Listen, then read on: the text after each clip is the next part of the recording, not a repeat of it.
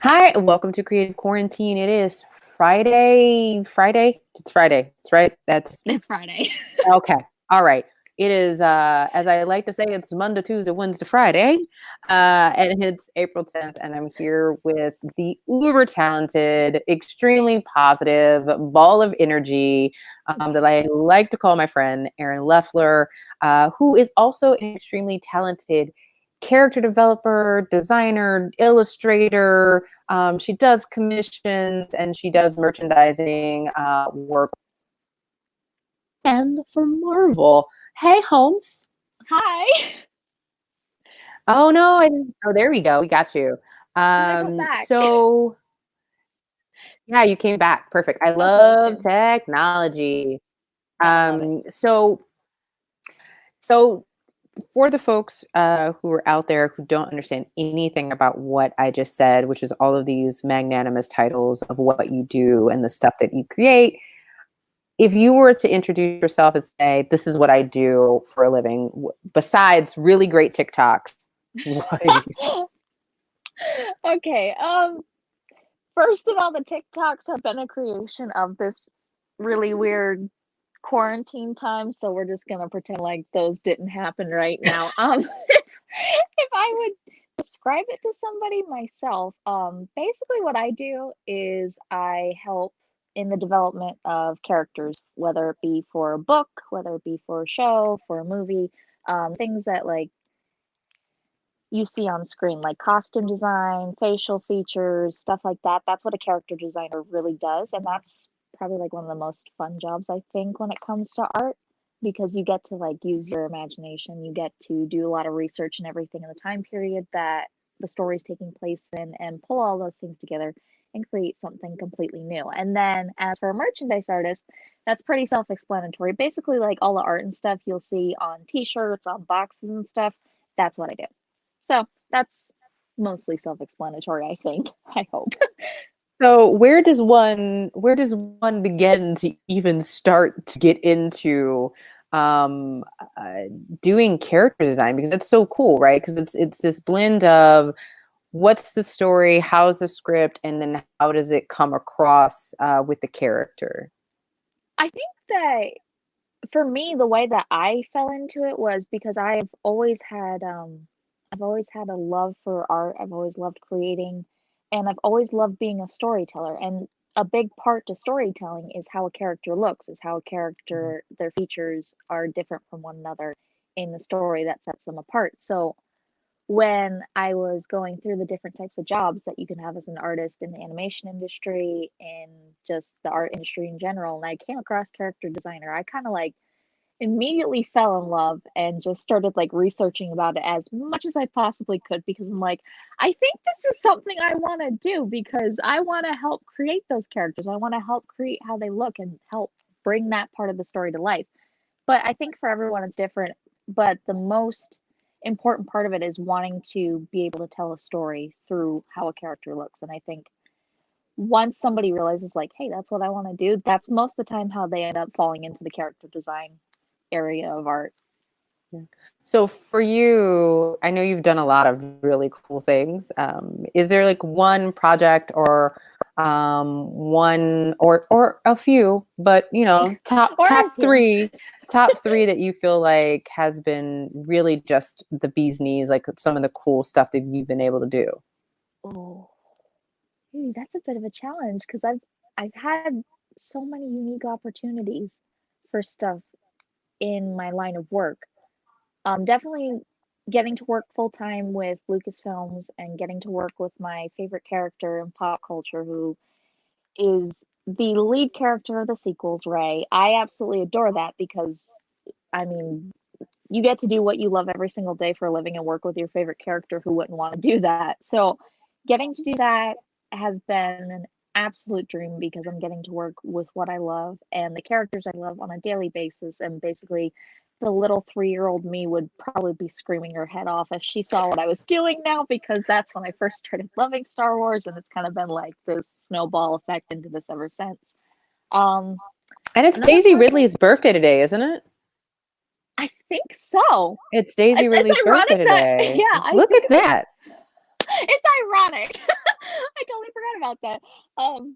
Yeah, that's funny that you bring that. I thought I saw that on Twitter earlier, and I just kind of like You know, totally blanked Twitter, it keeps out us when you said informed about the world. Yeah, I've been relying on that a lot. And you've um, had some pretty incredible moments with the rest of the cast of Star Wars, right? Like, I know I I love have. seeing like your Instagram moments where you're putting up the pictures. And we have a mutual love of John Boyega. Um, Yes. very That dark strong, boy. And it's very actually strong love. ironically behind me on my wall. Of course it is. Yeah, that's my wall. My whole wall, minus this one corner, is all Star Wars stuff. There's just like two frames over here that's tangled, but all the rest of this is Star Wars. So all of my autographs and everything from when I've met the cast with work and stuff is all just lined up here. And it's Well ironic you done. said John Boyega, and I'm like, I'm pretty sure that's behind my head. Well done. So for you, how has the adjustment kind of been? Because you work remotely a lot, right? Yes, and that I say is one part of this whole thing has been a giant blessing for me because it's not as bad of a shift into this as I thought it would be. Um, Working from home has allowed me to like actually figure out how to create a normal schedule where I'm actually being productive and getting stuff done, which is great because I think that's where a lot of people are facing problems with this right now is that time just seems kind of like airport time right now. They don't know what time it is or what they're doing. It's just kind of like all blending in together. So, fortunately, with working from home all this time, I've been able to like come up with a schedule like this is how you get into this. This is how you're going to get up in the morning, make a routine, and everything's going to be normal. So, from that aspect, it's going super duper well. But from the aspect of I do travel a lot, um, to do guest appearances at Comic Cons, having all of that kind of like yanked away because I would have been in Florida next week for one. I would have been in Washington, D.C. in a couple weeks for one. So it's like having all that taken away, which is very much the people interaction part of my job, has been like, I'm not sure if I like this or not because I like people. So it's kind of like, I'm not adjusting well to that. I'm kind of like sitting here like, I know where I should be right now and I don't like this. Well, for those folks who are kind of adjusting, like what are your tips on setting up your day? Like what are the things that you felt like have been working? That is a good question. I did a live on my Instagram the other night because somebody was asking me this, and I really find that once you set yourself like a routine in the morning, it actually goes a lot easier. So like get up, Hmm. shower, put on actual clothes. Trust me, like a lot of people are like, why is that a big thing? It is a big thing. If you put on actual people clothes and you don't lounge around in your pajamas all day, you're gonna feel like you accomplished something and you're gonna feel like Yeah. some normalcy back into your life, which will give you more energy to do stuff. So like just doing stuff that brings like that bit of normalcy back into your like if you anybody that wants to put on makeup, put on your makeup or go take a shower or put on actual clothes. Like do something that you would normally do if you were going into work. Do something you would normally do when you were coming home. Just finding things to add that little normalcy in there. And also kind of like creating a schedule like if you don't want to sit around and be like, well, I want to get something done. Now I'm not saying because everybody their productivity in this time is going to be different because we're seeing a lot of negativity and stuff on the news and that's going to affect you in different ways that not everybody can handle better than others. So if you don't feel like making something, you don't have to, but just find ways to do something that'll bring you joy and that'll Mm. honestly help you get into a routine and bring your mindset into a better area where you'll be able to begin making stuff again and feeling better about what you're making and putting out. Well, and I think that's interesting, and it brings up a really cool point about you have this incredible reputation for um, giving back, right? You did this incredible piece with Princess Leia and healthcare workers, and I kind of want to talk about that piece in general, why you did that piece, and the fact that the sales from that piece were given to charity. All of the sales went to charity, which was honestly the goal in making that piece because we're facing like the weirdest moment in our time right now. This isn't something that we were prepared for, really, it seems. We're prepared for a lot, but this seems like one of those things that was like totally out of the wheelhouse of what we were in preparation for. So especially New York, because this is where I live, this is my home.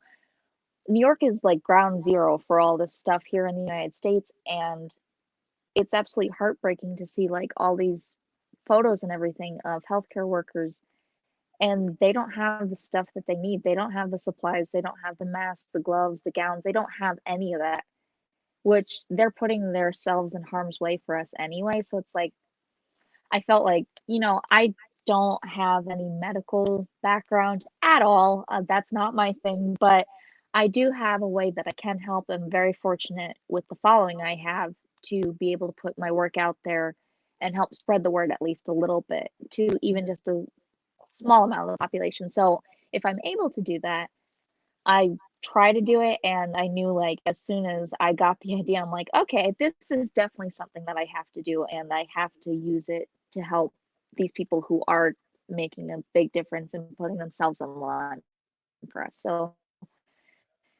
it ended up working out a lot better than I thought it would. It all of a sudden just kind of Yeah. like took off and went in the section that I. And can you tell folks what the organization is that you gave money to, and how folks might be able, because people can still purchase the print, right? Because I want to be clear, it's this beautiful print. There's Princess Leia being hugged by she's grasping two healthcare workers, and it says hope behind her in such a beautiful way. And you can actually see it right now on Erin's Instagram. But can you let folks know what the nonprofit is that the money is going to, and like how they might be able to purchase and help out? So the charity is called Masks for Heroes, and it's being run by the RETI Center of New York, which is the Research and Education Technical Institute. They do a lot of non-for-profit work with kids and with medical training.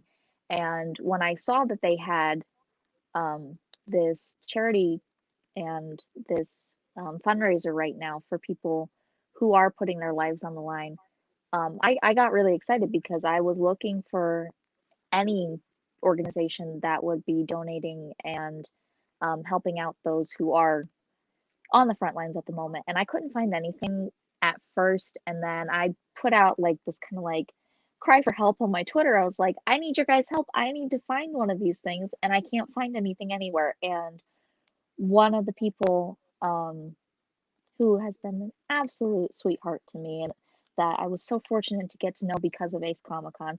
She actually sent me a link and she goes, my sisters are actually nurses and this is what they suggested. And I was like, oh, okay. So if this is being backed by the nurses, if this is what they know is helping, then that's what I want to help support. And right now, I put originally 50 of the digital pages. I put 50 up originally, and those sold out within a day, and I was not expecting that. And then I'm already through another 25 of them within a week, so I'm just kind of excited that we've been able to raise all this awareness and funds for the people who really need it at this moment in time. And being able to on Monday take those funds and put it into the fundraiser was so excited because it just like it made me like overly emotional. I broke down crying because I wasn't expecting to it to be so positive and so accepted, because sometimes you can do things, it gets swept under the rug, but this was something that people really grasped onto, and I wasn't really expecting that at the moment. So seeing like the hard work and the thought that I put into it come to fruition, and actually everybody else like backing it and coming along with it was just like overwhelming for me.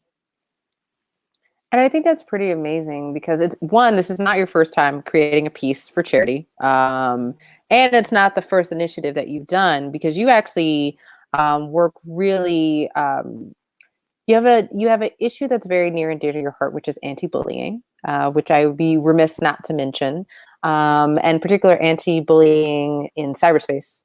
And a lot of times, folks don't understand why that's so important. And I think this is something that's it is near and dear to both of our hearts, the anti-bullying side.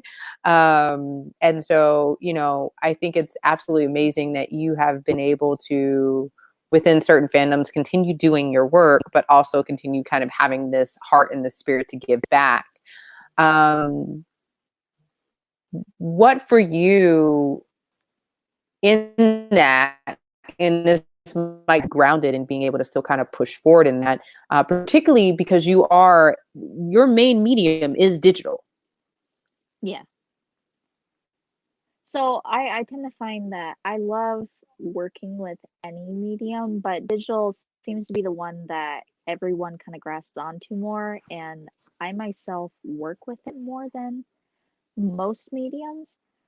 So most of the time when I'm working with these pieces, especially like to raise awareness for that way, in case I like decide to do a print of it or something, it kind of makes it easier just to like get it out there. Because if you work with a regular medium like a paint or ink or something like that, making prints that is a little more challenging and not always as widely accepted as doing it digitally. So Yeah. yeah, digital's kind of like my main go-to. I love it. So I am going to that thing today. I forgot to put my charger on my computer, and I'm going to ask you my next question in the meantime. So for those artists out there who are kind of interested in getting started, and we've had this conversation before, but I think it's really interesting to like bring it back to this idea of utilizing online and the shareability of images. Like, what has been your experience as an artist utilizing things like Instagram and Twitter and all these places to get your art out? So that was an interesting question, because when I first started thinking about doing social media, I wasn't going to at first, and I had somebody who was mentoring me that was working in the Warner Brothers studios, and he was laughing his butt off at me. He kept getting on me. He's like, "You need to do it. I think this will be a good portfolio for you. I think you could network very well with this." And he was absolutely right. There was a lot of I'm a very scared person when I'm doing something that I don't know for the first time. So I was very unsure of myself when I first started out my social media pages. But honestly, it was more of like just kind of a thing for me to look back and be like, oh, hey, look at how much I've changed that I've been doing this. And I had been working in the art industry for a couple years at that point when I had first started my social media pages. And I have found so many more opportunities thanks to having them. Just putting your work out there and just kind of like tagging people in it that inspired your work, or that the company that you were drawing from. Ironically, how I got my job with Lucasfilms, which I was over the moon about, because I had put in my application to so many different places. I put it into every company that I possibly could, because I just wanted to work in something that I liked. I couldn't see myself hopping around from gig to gig, like, because that just didn't feel like something I'd be good at. I wanted something that was kind of like normalcy, stable, and that I could always count on being there. And I went through a year of just getting rejection letters left and right. And that was like super depressing. And then I got an email and it's like, hey, we've been seeing your stuff online. Would you like to work for us? And I was like, what? I'm like, how did you see my stuff online? I'm so confused. And then I'm like, oh, wait, my social media pages. That's right. I have those. So it definitely brought a lot of good stuff job wise. And I've been able to make some of the most incredible friends. And I've had this wonderful now little art community that I've built of other artists who are insanely talented. And I have no idea why they're friends with me, but I appreciate it a lot. Combining both those things, you're getting the professional element to it, and you're also getting good feedback from people who are in the same industry as you. It just kind of like, there's a lot of downsides to social media. People don't really have a filter, but at the same point, there are so many good things that come out of it that it really, you can't replace those good things that come from it. And I wouldn't change it for the world, honestly. And I think it's so interesting because when you have so many cool projects like Galaxy Boys and Babies and Galaxy Girls and Babies, which is one of my favorites, but also you have this practice, which I think is interesting. And I'd love for you to talk about it, particularly for people who may be aspiring artists or artists right now, where you do a warm-up picture every day. And this was like the first time, and I was like, oh no, we're real friends.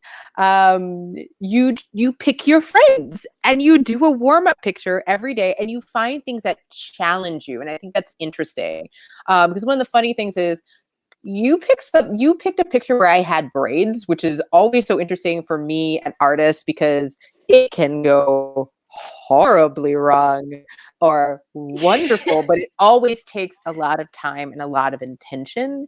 And so talk to me a little bit about how you as an artist are hone your craft in this way, and like what are your common practices for you, because you seem to always be challenging yourself. Like you hand painted a copy of Star Wars comic, like, and it was beautiful, by the way. If y'all haven't seen it, please go look. Is it still for sale on the Etsy page? Go look for it.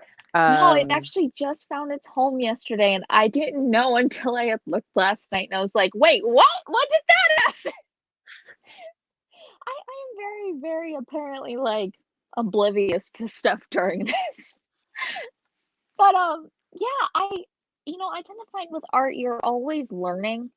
You never stop learning when you're doing anything. So there's no such thing as a perfect piece. There's no such thing as a perfect technique. There's always going to be something you can improve. So I try, it's been this way since I was a kid. I try to be as good as I possibly can be, which isn't always a good thing because, there's no such thing as a perfect person. So it's kind of hard, especially when you beat yourself up over that. But realizing that you can do better and you can get better and you can just like keep improving and keep pushing forward and keep reaching for something even better, honestly makes your work like that much more incredible. And I tend to find working, I can't just like hop right into it. I need to do something to get myself loose and warmed up. So I try to find something that will challenge me. So that way, when I do get into my actual work, I'm like, okay, I feel comfortable. I feel like I can handle this. I can do it.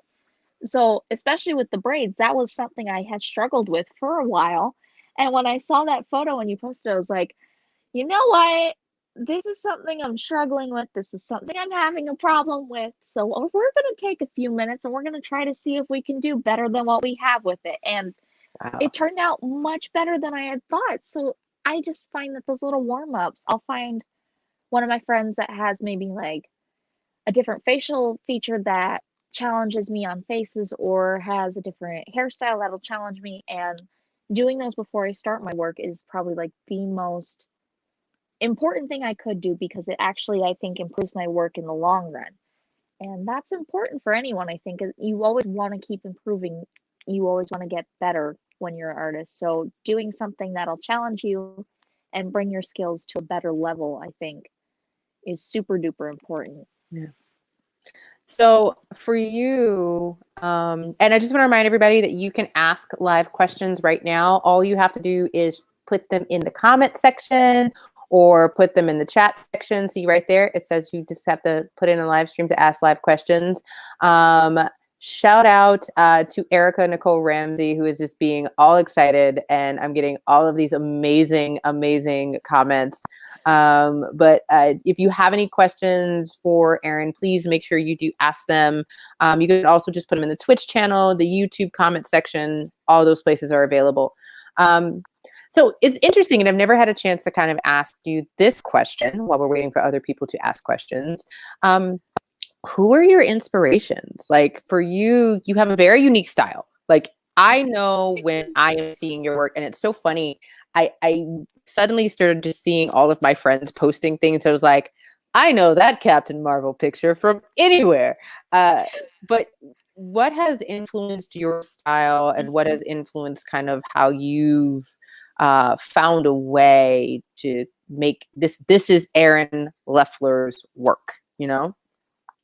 Oh, that I love this question because I never really get asked this, and the story behind how I found my style is actually kind of comical because I grew up very, very entrenched in Disney. My parents got married in Disney World, and my first movie was Disney. So like we went every single year and everything, and that's kind of always been my thing. Like I have very strong roots to it. I had family members who worked for Disney and everything, so it's like I was surrounded by it growing up.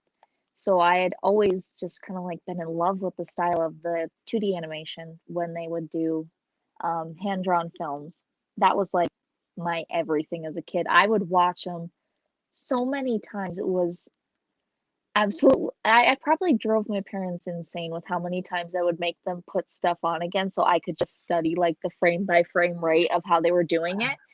And then my dad got me into comics as a kid because he was very much he's very much the cool nerd. Like you wouldn't be able to tell it, but like when he was behind closed doors, he'd be like, "Hey, you want to see something cool?" And I'm like, okay." So next thing you know, like my grandma would pull out pictures and she's like, "Your dad's a giant Spider-Man fan." When I was a kid, and I'm like, "Hey, Dad, who's Spider-Man?" He's like, "Let me show you something." And like next thing I know, I'm coming home with these stacks of comic books, and my dad's like, "What have I done?" And I'm like, "You have created a new monster. Thank you very much for that." So I had that love of the comics when I was a kid, and the motion and everything that's in them is absolutely incredible. And I wanted to find a way to capture that while like kind of sustaining kind of a cartoony Disney kind of animation style. And it's kind of hard because the two are on very opposite ends of the spectrum. Disney has a different style of movement and everything with their animations compared to a comic book. And Yeah. comic book is more kind of like a speed thing. How much can you get out in a short amount of time? So Disney animation is very detailed, while comics are action but less detailed in that manner. So finding like that happy medium between both of them was this thing I've always wanted to do. So what I like to do is I get those concept art books from the films when they come out. So like I would start collecting these different. Actually, my favorite concept artist, Glenn Keane. He did work on so many Disney films.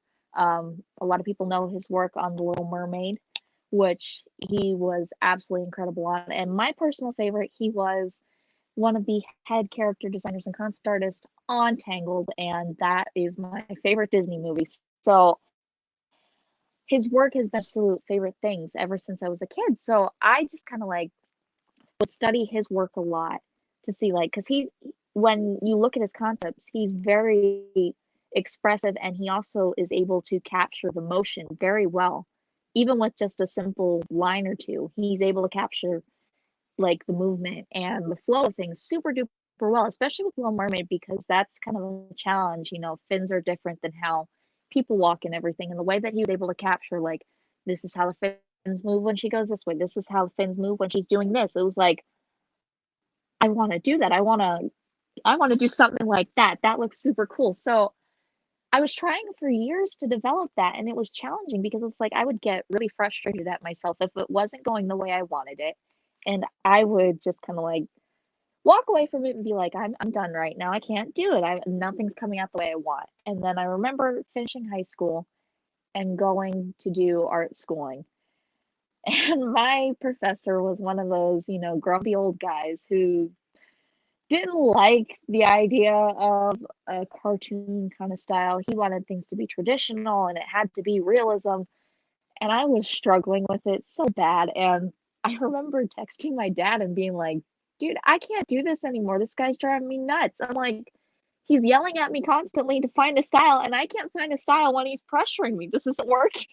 So I actually ended up dropping out of that because it was driving me so batty and I couldn't stand it anymore. And I worked like if it's bothering me this much, I really shouldn't be on here. I shouldn't be doing this. So, if it's making me this depressed, maybe it's now the good time to bow out. So once I did, it was like everything just fell into place. I just was watching animated movies like I normally would and everything.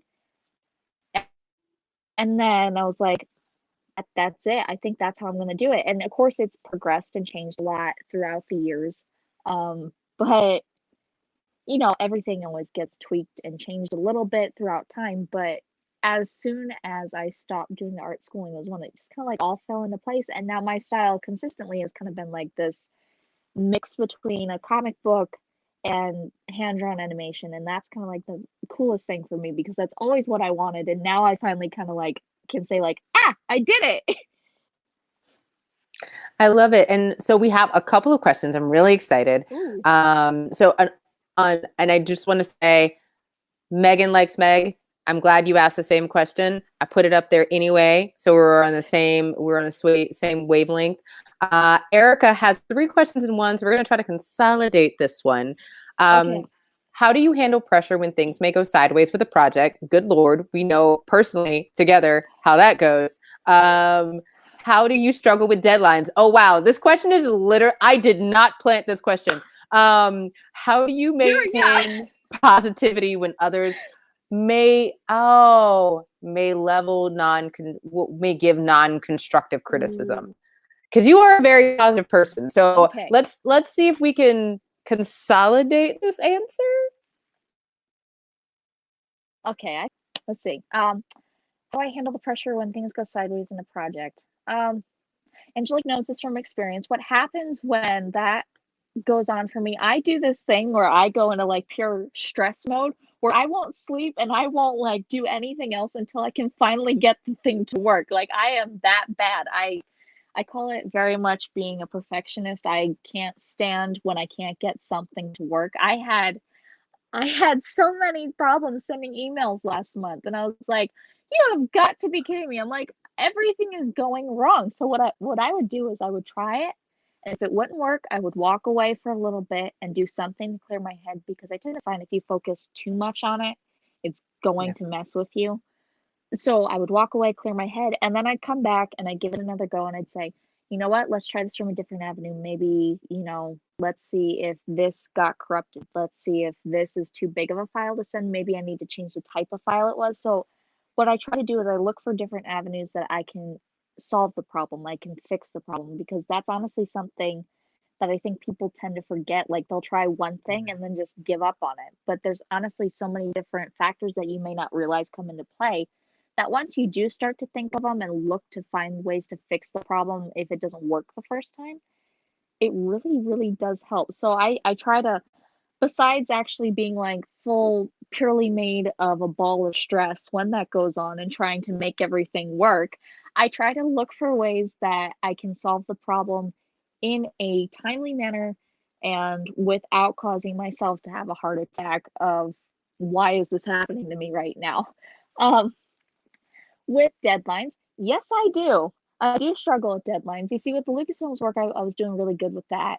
And then all this happened, and then that got put on hold. So my level of normalcy kind of went like right out, right out the window. So my normal schedule of, hey, this is going well, this is no. So trying to figure out a way, because with this happening, I've took on freelance work and everything to kind of like, fix that problem that I was facing of not doing any work. And doing that now, I'm kind of like trying to figure out how to restructure my my days, because you have to figure out, if you want to get stuff out in a timely manner, you have to figure out like, well, how am I going to do that? How am I going to accomplish it? And between like working on several different projects at a time instead of just one, it's this whole new level of, well, what do I spend more time on? What do I focus my attention on today? And you have to really take it for what it's worth at that point. You have to figure out like what's the most important thing, what has to be done the quickest, and that's what you focus your attention on. And then if you have energy or time left over in that day, you move on to something else so that way you can have a little bit work done in that. And if you're able to get it done in a timely manner, then it's not easy, I will admit. I'm still adjusting to it and I don't like it particularly at the moment, but I'm trying. It's an ongoing learning curve, and I think once I kind of like smooth out the kinks in it and everything, it'll be a lot easier to handle, which is good. You need kind of like practice in all these different areas of this type of work. So it stinks at first when you're dealing with a different type. You don't have like a regular structured kind of job, but it's doable. Once you figure on kinks, there's still stuff I'm trying to improve on with it, but I'm getting there slowly. And then how do I, when others give non, this is an interesting question because TikTok. with social media, TikTok is how you maintain positivity. TikTok. Yeah, that's pretty Period. much it. That's like, you sing. Yeah, what's been going on is I found, since more people are spending time on the internet and everything, social media kind of gives everyone this kind of output where they can just put whatever they want up on your page. And that's something that always I found personally to be irritating because I'm not that type of person. If I don't agree with something or if I find something that maybe to me doesn't look up right, I won't say it. I don't want else that is people don't always think like that. And I have to remember that sometimes myself is that just because I think that way doesn't mean that somebody else thinks that way. So people take it as a green light to just put whatever they think about your work or whatever they feel about you up on your page. And some of it is valid.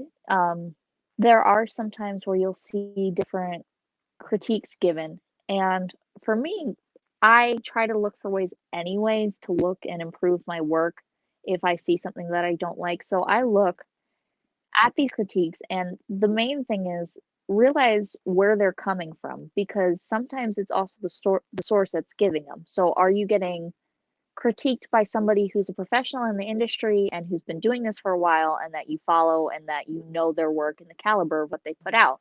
Or is this just some random troll that's showing up and feeling like, hey, I'm big and mighty, I'm behind a keyboard, I can put whatever the heck I want up? And once you kind of like are able to decipher where it's coming from and if there's validity to what they're saying, I found the best friend that you can have on social media these days is the delete button because honestly you get so many of them and people just try to, if people see one person do it and you don't get rid of it, that opens the floodgates for anyone who feels like doing it just to put whatever they want up on your page, and I don't think that's right, especially if somebody doesn't ask for it. If it's not like, if there's not an open thing that's like, all right, openly critique what I'm asking you to critique, if somebody doesn't say that, you don't really have the place to do it. Like maybe in a direct message say like, I think this is nice, but here's a tip just in case you didn't see this already.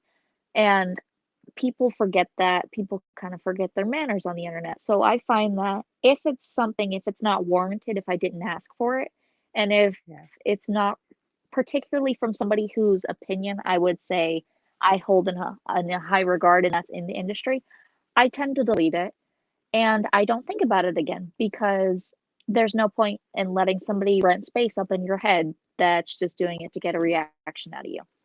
That's honestly the best advice I can give with that because that's really what it is. It's just people trying to mess with you and get it up in your head. And if you let them, you're letting them win. So just kind of, get rid of it and then just move on from it. So we have Virginia A Designs. I'm listening while I work. Just want to let you both know a question. What's something artistic that you want to do but haven't had the opportunity yet? I would love to work on an animated film. I've always wanted to. That's always something, whether it be hand-drawn animation, whether it be a 3D animation, any type of film. I would just love to be able to work on it in some aspect, in some part of it. I don't even care what at this point. If it's coloring it, if it's doing the character design for it, I really don't care. I just want to work in one in some way, shape, or form because I've had the chance now to do a lot of the stuff that I've always wanted to. I've gotten to do book work. I've gotten to do logo design. I've gotten to do character design for books. I've gotten to do character designs for um, little side projects that ended up petering out. But it's like stuff like that. I've gotten to do stuff that I've really wanted to. But the one thing I've always wanted to do since I was a kid was to work on an animated film. And so that'll always be the top tier goal until, I get to that at some point. Either that or work on a comic. I love comic books. I have a stack of them sitting on my desk at the moment. That's like this big of things that I have yet to read. And a lot of my friends work in the industry and everything, and they always tell me like how much fun they have doing it. And I'm like, I really feel like that's something I could do. Like maybe just like even if it was a comic book cover, I've always wanted to do that. So if it's comic book cover or an animated film, that's always something I wanted to do in the art industry that hopefully one day I'll be able to. But for right now, I'm kind of content with what I get to do because it's pretty cool. I love it. I love it. All right. So we have our last question. This is for my teen art students. How often do you manually draw versus proportion of computer rendering, and what programs should young people try and learn trying to become a concept or character artist? Oh, this is a good For the record and full question. disclosure, Erica is my cousin and a very talented artist, and I love her to death, which is why she probably is holding back on the amount of questions she has right now. I love that. That's awesome. Okay, so how often do I manually draw? More often than people think, because a lot of people see me put digital stuff mostly out on my social medias. And in actuality, the reason for that is because I can do those quickly. The thing with digital versus digital, I can bust things out like it's going out of style. It does not matter. I can work on like 6 different projects at a time and finish them all in the same timeline. But with traditional, it takes so much longer, especially because the medium I like to work with traditionally is paint.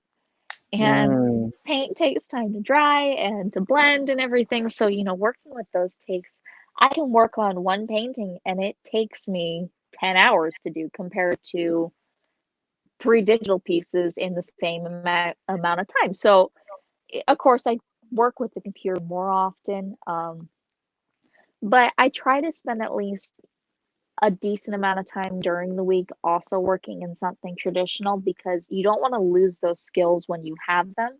Because if you're constantly just working on the computer, you're going to forget how to do stuff, whether it be with ink, whether it be with paint or pencil, you're going to forget those techniques. So just, finding ways to incorporate that, whether it be just sketching randomly for a warm up or doing something to wind down at the end of the day. I like to just include it somehow so that way I don't forget those things. And then sometimes, depending what company I'm working for, on a freelance project, they'll have me do like artist rendering sketches. So I'll just have to do those with regular pen and ink, and that's pretty fun. But I don't get those requests as often, which stinks because I do love doing that when it's just like black and white. There you go, done. That's pretty fun for me. So like getting to those is pretty good, but I don't get to do it as often as I'd like. But I do spend most of my time during the week doing computer rendering drawing, and that's I don't complain about that because that's pretty fun.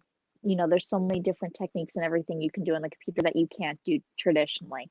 And for programs, one thing I am highly suggesting to everyone right now, because I've been getting asked this a lot, if you have an iPad or an iPhone, the Procreate app is like the artist's best friend at this point. That app is like one of the most advanced apps I've ever seen, especially for something that's portable and something that, it rivals Photoshop. I'm actually honestly surprised with how well they developed the app. I find myself, because when I travel, I also still have to, I have to make sure that my deadlines and stuff are met. And I will do some of my work in Procreate because it's that good. So Procreate is something I definitely suggest to try out. When I got the app, it was like $5, but that was like when the app very first started. It's like 20 now, I think, but it's worth it. It honestly is worth it because there's so many different things you can do with it. And on the computer, I'm not particularly sure which to suggest because I use Photoshop, and that's a purchase by license program. So that it really depends on your level. You can get Photoshop Editor, and that's kind of like a step below the full scale of Photoshop, and that's a lot cheaper. And it's got most of the same features that Photoshop has. So if they're looking for something to try on the computer, they could always try that. But my number one suggestion would be Procreate at this point because that app is just absolutely incredible. Perfect. Well, I love ending the conversation and making sure we kind of talk about a couple of things, just not to ignore what is happening outside right now. Right now, how are you as an artist adjusting to this idea of dealing with creativity? And, to be just like very honest, it's Friday. How are you finding joy? That's something that actually I haven't gotten asked a lot through this. And the interesting thing is, I tend to find that I'm trying to adjust my mindset, because the problem is I'm seeing that it's everywhere. It's getting shoved down our throat in every single direction. And for me, that's overwhelming and I can't handle that. So something I've been finding myself doing is I will purposely delete any news thing. I turn off the TV. I just can't handle that at this point. I'll watch one briefing from the governor and then I'm done. I'm just done for the day. I'm like, I'm not looking at anything else. So that's pretty hard to figure out how to wrap your mind around that mentally. But this week in itself has been a very strange week. But I'm trying to find I find that when you look at things from a different perspective, you can kind of handle it better, because a lot of people just are kind of looking at it like doom and gloom and this is going to be forever. And the thing I keep reminding myself is this isn't gonna be forever. It feels like it's long now. And sure, it stinks that we all kind of have to change around our lives for this, but everything gets better eventually. It takes time and it's always darkest before it gets light again, but it's gonna get better. It's not gonna last forever. So remembering that honestly has been something that's helping me so much, and finding ways to use those emotions, use my art as an outlet for those emotions has definitely helped. I found this week I've been in a major art block, which has not been my favorite thing because I think I was just letting it get the better of me this week. But finding ways to just like take what I'm feeling inside and just throwing it on a canvas. And then even if I just don't look at it again, just getting it out there and just like letting loose of it and just saying, okay, this is done now. We don't have to do that anymore. It's honestly a lot easier to handle. And I think that's something that people are forgetting. It's okay to feel things. It's okay to not want to do something. It's okay to feel like, eh, this is not working out the way I want it to, but remembering that this isn't going to be forever and that it's a temporary thing that will get better eventually. Putting that positive mindset back into it definitely helps. Yeah. All right. For those who want to follow you, which everyone should follow you, please do yourself a favor. Where can folks find you on the internet, Erin?